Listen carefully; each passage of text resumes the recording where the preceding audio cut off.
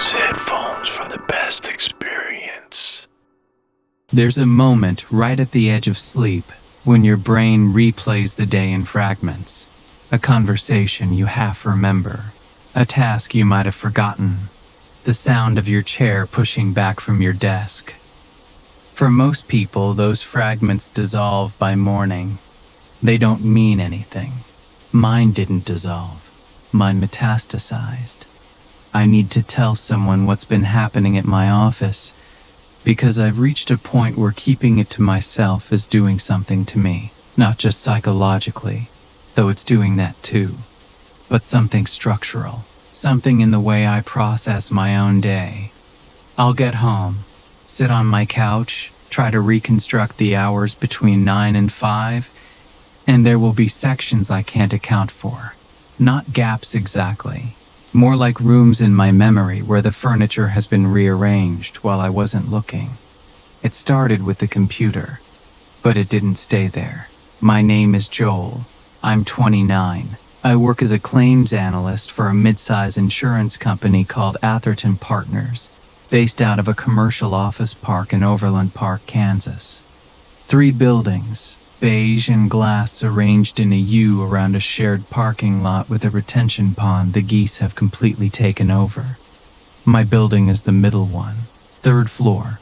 Open plan office, about 40 workstations, half of them empty since the company went hybrid 2 years ago. My job is not interesting. I want to say that up front so you understand the texture of my days. I review property damage claims, mostly residential, mostly weather-related. Hail damage to roofs, burst pipes, the occasional tree through a living room. I open files, cross-reference reports, verify estimates, flag discrepancies, and close files. 40 to 50 times a day. The software we use is called ClaimTrack. It's old and slow, with a login screen that has a blue gradient background and a company logo that hasn't been updated since 2011. Every evening at 5, sometimes 5:15, sometimes 5:30 if I'm finishing a batch, I shut down my workstation. Not sleep mode, not log off. My father was an IT technician for the school district, back in Wichita, and he drilled it into me as a kid. You shut down the machine, you don't leave it idling overnight. It's a small thing, but it's mine. A clean ending to the day. On a Thursday evening 6 weeks ago, I shut down at 5:09 p.m. I remember the time because I glanced at the taskbar clock right before I clicked the shutdown menu. Watched the screen go black, heard the fan spin down, gathered my things and left. The next morning I sat down, opened the laptop, pressed the power button. The machine booted. Login screen appeared. I typed my password and hit enter. ClaimTrack was already open, not just running in the background. Open, active. A claim file was on the screen, one I didn't recognize. The file number, the policyholder name, the property address, none of it was familiar. And it wasn't from my queue. My queue is exclusively residential. This file was commercial, a warehouse in Lenexa with fire damage. The obvious explanation was that someone had borrowed my workstation after hours. It happens occasionally, but they hadn't logged in with their own credentials. The session was under my name, my login. In the top right corner, where ClaimTrack displays the active user, Whitford, Joel D. Claims Analyst 3. The machine's uptime indicator showed it had been powered on since 11:47 p.m. the previous night. I'd shut it down at 5:09. Something had turned it back on at 11:47 and logged in as me. I checked my activity log. The system tracks everything. File opens, edits, status changes, notes added, timestamps for each action. Between 11:47 p.m. and 5:52 a.m., there were over 60 logged actions under my profile. Files opened, notes entered, statuses updated. 60 actions across 9 different claims, none of which were in my queue, none of which I'd ever seen. 60 actions in 6 hours. That's roughly my normal daily output compressed into a single overnight session. I submitted an IT ticket. A technician named Doug remoted in and ran checks. No record of a remote access session. No VPN connection. No wake on LAN trigger. As far as the logs were concerned, my laptop had been physically powered on at 11:47 p.m. by someone pressing the button, and the login was performed locally, someone sitting at the desk typing my password. He asked if I'd given my credentials to anyone. I hadn't. He asked if I'd written my password down. I hadn't. He reset it as a precaution and closed the ticket. I accepted that. Strange things have boring explanations you never find. A software glitch, a credential sync error. I moved on. The following Thursday, I shut down at 5:11. Watched the screen go dark, listened for the fan. Left. Friday morning. Boot. Login. Password. Claim track was open. A different file, a strip mall in Olathe. Water damage. My name in the top right corner.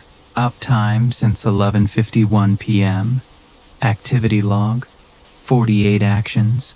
7 files. All commercial. None mine. I submitted another ticket. Doug found the same nothing. He escalated to the network security team. They checked for keyloggers, unauthorized access tokens, credential harvesting. Everything came back clean. Their conclusion: an anomalous session persistence error. They re-imaged the laptop. Fresh operating system. Fresh claim track install. New credentials. It lasted 4 days. Wednesday, I shut down early. 4:45. And sat in the parking lot for 10 minutes watching the third floor windows. Nothing happened. Thursday morning, I found claim track open. My name. Overnight activity. The machine had been reimaged 72 hours earlier. No cached session to persist. No stored credential to exploit.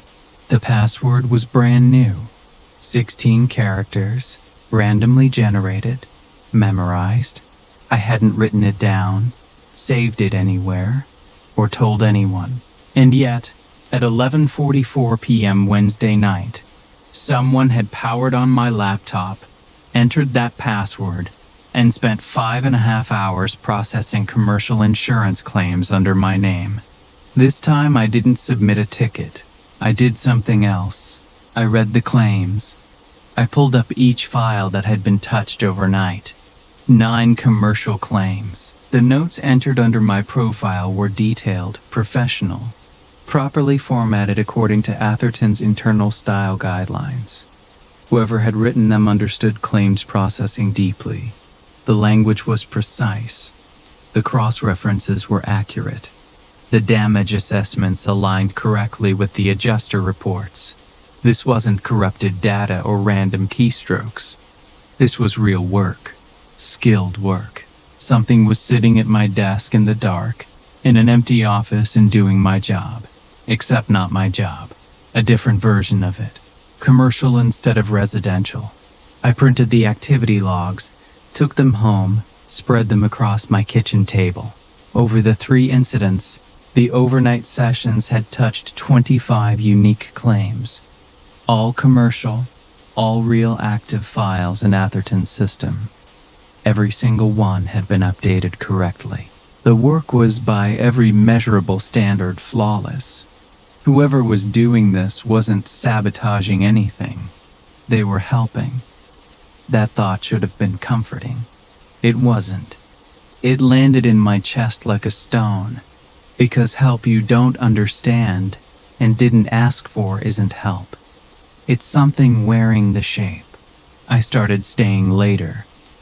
Not to work, to watch.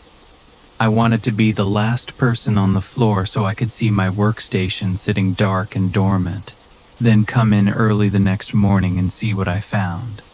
The office emptied by 6:30. The cleaning crew started on the first floor and rarely reached 3 before 9. In between, the floor was deserted, emergency lighting only. That dim amber wash that makes an office look like the shell of something that used to be alive. I shut down at 5:15 on a Monday, watched it die, left at 6:45 after confirming I was alone, drove home, set an alarm for 4 a.m. At 4:30 Tuesday morning, I was back in the parking lot. I badged in, took the stairs, pushed through the third-floor fire door, amber light, empty desks. And at the end of my aisle, the laptop was on. The screen cast a pale blue-white rectangle onto the desk surface and the wall behind it. Claim track open. A commercial fire claim on the screen. My name in the top right corner. The cursor blinking in a text field. Mid-sentence, 3 lines into a note. As if whoever was writing had simply stopped. As if they'd heard me coming. The office was completely silent. No keyboard sounds, no mouse clicks, no breathing, just the faint electrical hum of the laptop and the ventilation system cycling somewhere in the walls. I walked to the desk. The partially typed note read, "Structural assessment confirms load-bearing wall compromise on the east elevation." Adjuster report cross-referenced with contractor estimate dated. It stopped there. Mid-word. The cursor blinked at the end of dated. Waiting. I looked at the chair. My chair. It was pulled out at the angle you'd expect if someone had been sitting in it, and the height was wrong. Lower than I keep it. I'm 6'1". I keep it high. This was set for someone shorter. 5'7", 5'8". I reached down and touched the seat cushion. It was warm. I pulled my hand back, looked around. Amber light, empty desks, silent air. No one. But the chair was warm and the screen was mid-sentence, and those two facts together formed a shape I couldn't look at directly. Someone had been sitting here, typing, and had stopped and left in the 90 seconds between my entering the stairwell and reaching the desk. I checked the south stairwell. Empty. I stood at the top and listened. The building breathed its mechanical breath. Nothing else. I went back, sat down in the warm chair, read the unfinished note from the beginning. It was thorough. It referenced specific page numbers in the adjuster's report. It used terminology I recognized but don't typically use. Structural engineering language. Fire code compliance citations. Whoever wrote this knew more about commercial property damage than I did. I pressed Ctrl+Z and watched the text undo itself, character by character, back to the beginning. Then Ctrl+Y, and watched it retype itself, reconstructing the note exactly as written. The speed was consistent, 60 words per minute. No corrections, no pauses. Typed clean, start to finish, without a single error. I shut the machine down, sat in the warm chair in the amber dark for 20 minutes. Then I went home, called in sick and stayed in bed until noon. The next day I went to my manager, Karen Lyle, told her I'd been experiencing unauthorized overnight access on my workstation. She looped in building security. The night guard, Terrence, pulled up the badge in records. No entries to our building between 9 p.m. and 5 a.m. on any of the nights in question. He showed me camera feeds of the entrances and parking lot. Empty building. Empty lot. Nothing. The third floor doesn't have its own cameras. Whatever was happening at my desk was happening in a blind spot. I asked about the motion sensors. The building alarm system arms at 10, with sensors on every floor. Terrence checked the logs.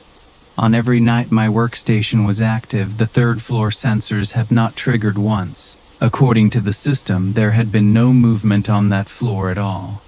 But my laptop had been physically powered on. My chair had been adjusted. The seat had been warm. I stopped using official channels after that. They all returned the same answer. Nothing happened. I knew that answer was wrong. I brought in a trail cam, a small motion-activated hunting camera, battery-powered infrared. mounted it on the filing cabinet behind my desk, hidden under a folded cardigan, angled to cover my workstation. First night, nothing. Machine stayed off. 8 hours of stillness. Second night, machine was on when I arrived. Claim track open, commercial files, the usual. I checked the trail cam. 43 motion events between 11:30 p.m. and 5:15 a.m. Every single frame was black. Not dark, not underexposed. Black. Absolute black. The kind that means something was directly in front of the lens. But the camera hadn't been covered. The cardigan hadn't shifted. The lens was unobstructed. The images simply contained nothing, except for frame 27. Timestamp, 2:41 a.m. The image showed my desk.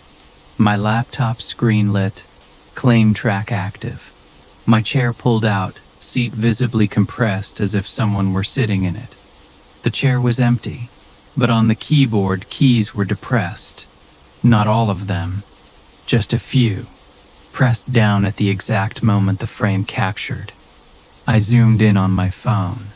The keys were D, A, T, E. The word date. Something was sitting in my chair and typing on my keyboard, and the camera could photograph the keys moving but could not photograph what was pressing them. I enlarged the image further. The seat cushion was compressed. The backrest was tilted the way it tilts when someone leans into it. The pneumatic cylinder was at the lower height. Everything about the chair said occupied, but there was nothing in it. I sat in my car for 45 minutes before I could make myself go inside. That image removed every remaining framework I had. What I was dealing with wasn't a security breach or a system error. It was something that used my credentials, did my job, sat in my chair, and could not be seen. Over the next 2 weeks, the trail cam captured more. Most frames stayed black. But every few nights, one clear image. My desk, my screen, my chair compressed by invisible weight, keys in mid-depression, and every morning after an active night, new entries in claim track, more commercial files processed. All flawless, all under my name. Then I found the duplicate profile. I'd been checking other analysts' activity logs, looking for evidence this was happening to anyone else. It wasn't. Every other profile showed clean, daytime-only usage. Just mine. But while scrolling through the claim track user directory, I found a second entry I'd never seen before. My original listing, Whitford, Joel D. Claims Analyst 3. Directly below it, Whitford, Joel D. Claims Analyst 3. Commercial. Same employee ID. Same credentials. A duplicate profile with a full commercial queue and an activity history going back 6 weeks. Hundreds of logged actions. Every overnight session cataloged. Someone, something, had built a second version of me inside the system. It wasn't hidden. It was right there in the general directory, visible to anyone who scrolled far enough. It had been there for weeks. No one had noticed because no one had looked. I printed everything. The profile, the activity log, the queue assignment. Put it in a folder. That night, I parked across the street and watched a building. At 11:38 p.m., a faint blue-white glow appeared in the third-floor windows. My section of the floor. My desk. It stayed constant for hours. The steady light of someone working. At 2:15 a.m., it went dark. 20 minutes later, it returned. It was taking breaks, the way a person takes breaks. Someone who gets tired and stands and stretches and sits back down and keeps going. The next day, I told Karen everything. The overnight sessions, the duplicate profile, the trail cam, the warm chair, the badge logs, the motion sensors. She listened with increasing concern, but not the kind I needed. It was concern for me. She asked if I'd been sleeping. She mentioned the employee assistance program. I showed her the printout of the duplicate profile.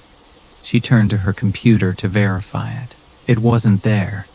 One entry in the directory. One result. Me. She scrolled through twice. Ran a search. Nothing. She said it was probably a display error.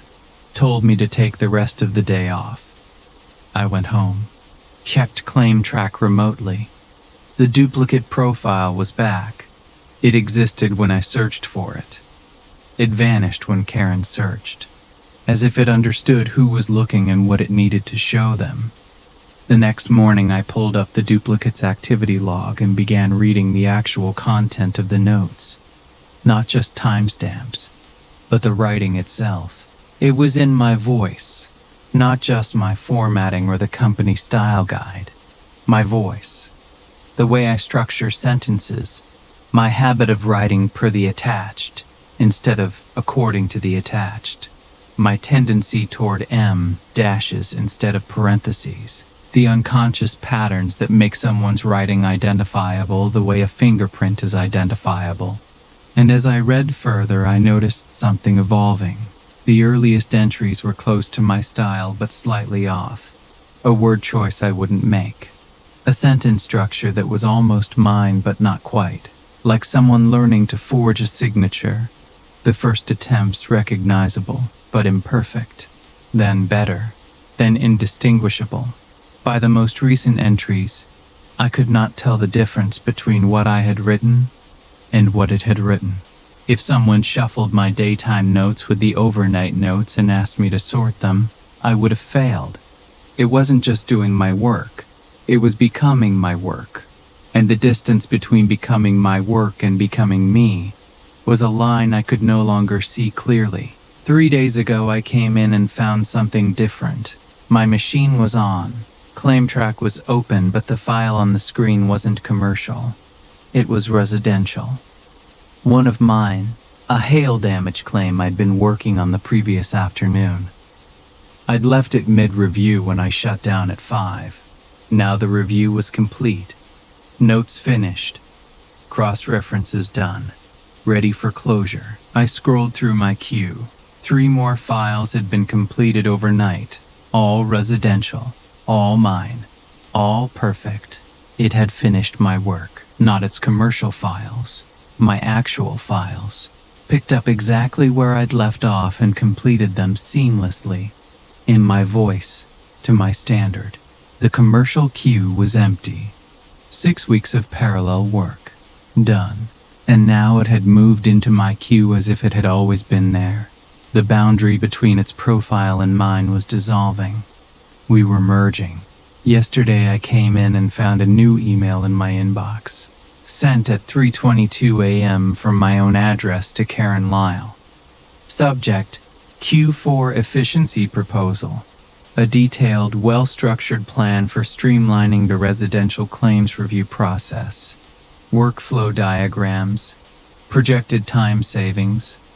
Software recommendations. The kind of document that would take a senior analyst a full week. Written in 4 hours in the middle of the night. By me.